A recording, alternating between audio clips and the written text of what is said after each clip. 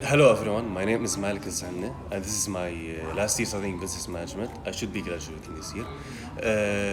I would like to mention that as a fasting student, it's not as hard as people say it is.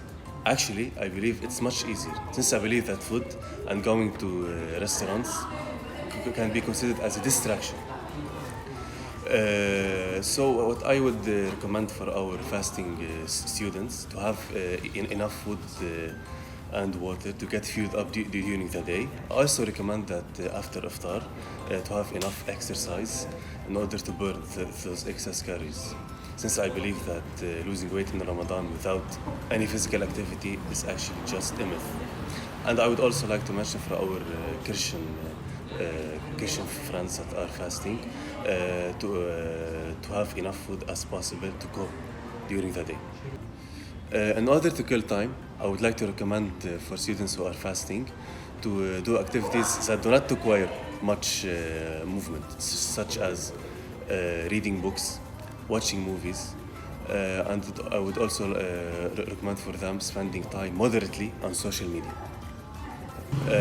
I try my best to avoid any exhausting activities such as physical activity, going to the gym. I usually do that after the iftar. Personally, I believe that fasting has actually enhanced my academic performance for many reasons. One of the reasons is not going to the restaurants, not exhausting myself, not worrying what I would have for lunch or for breakfast. So what I do is wake up and start working.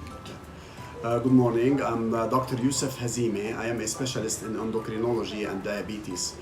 I am going to talk to you about the benefits of fasting.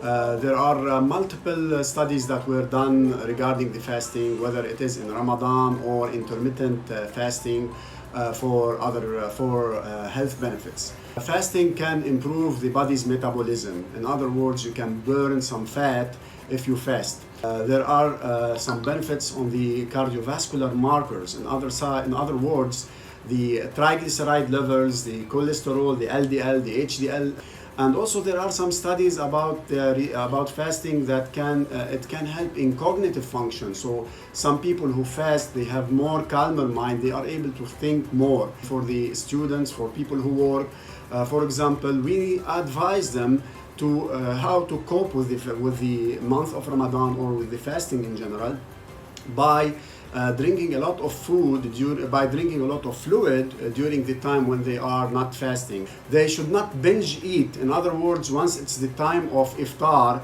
you don't put a couple of, for example, or a liter of juice in front of you or a lot of sweets. You should avoid a lot of sugary meals. Therefore, you have to go with a good diet, rich in protein and vegetable and low in carbs, to be able to benefit from the fasting.